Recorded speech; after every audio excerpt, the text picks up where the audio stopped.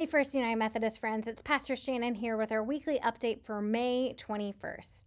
And first of all, I just want to say a huge thank you to everyone who gave gifts or cards for my graduation from seminary.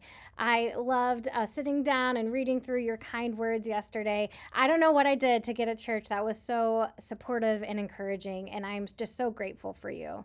I also want to express my gratitude to everyone who helped out with our fellowship dinner on Sunday. It was delicious as always, but I know that that kind of thing doesn't happen by accident, that people put in time and money and effort to make an event like our fellowship dinner both hospitable and delicious. So thank you if you brought a dish, if you helped prepare the meal, if you served or cleaned up afterwards. I am really grateful for each and every one of you. Well, it's hard to believe that May is almost over and we are moving into the summer months. So I'm just going to take a couple minutes to let you know about what's happening in our church over the next few weeks. This upcoming Sunday is May 26th, and we will be celebrating both Memorial Sunday and Trinity Sunday. So during service, we will take a few moments to recognize and honor our loved ones that have passed away over the last year or so. But we'll also be learning about how God is a triune God. God is both a sending God and a sent God. So I hope to see you Sunday as we talk more about the Trinity. Now, June 2nd is Communion Sunday, and we'll also be taking a look about what we can do when it seems really hard to hear from God. Sometimes we are listening for that still small voice, and, like the passage from Samuel, we wish God would talk to us audibly, but that's most of the time not how God works. So we're going to do one of my favorite spiritual practices called the Ignatian Examen.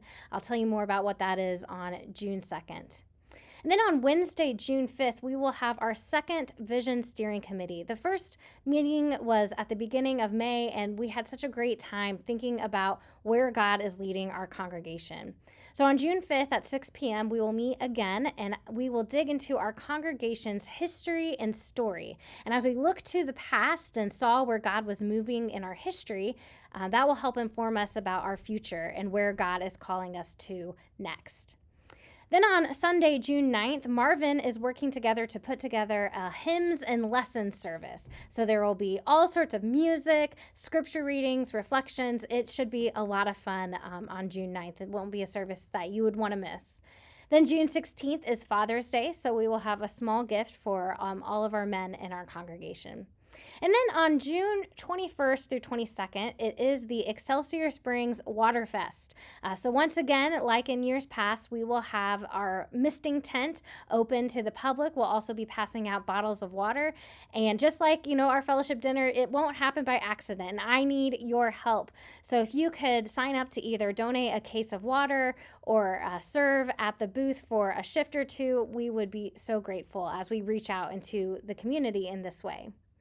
And finally, I just want to note that as we are getting into these summer months, many of us will be traveling, we'll be going on trips or vacations or visiting family, and that is totally okay. I always want to make sure that you are taking time for rest, for Sabbath, and to be with your loved ones. But there's a couple of things that you can do even if you have to miss church on Sunday. The first is to catch up on our sermons. All of our sermons are posted right here on our YouTube channel, usually a day or two after the sermon after Sunday. And that way you can stay connected and stay hearing what God is speaking to our church. And the second way you can stay connected is to continue to give. These months that we're about to head into are known as the summer slump months, where people are gone and maybe they forget to pay, give their tithe or their offering.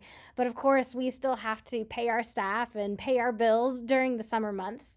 So if you know that you are going to be gone, I encourage you to give online at esmethodist.com/give, or to make other arrangements to give your offering. So either through the mail or dropping it by even in person. All right, I am looking at my notes, and I think that is all that I had for today, but just know that I am always happy to talk with you, and I know that we are experiencing some upheaval as a church, but just know that my door is always open, and I would love nothing more than to sit down and have a conversation with you, get lunch with you, grab a coffee. I'm always happy to talk if you would like to. Just let me know, email me, or contact the church office, and Karen will be able to get you on the schedule. All right, I am so grateful for you. I hope to see you Sunday.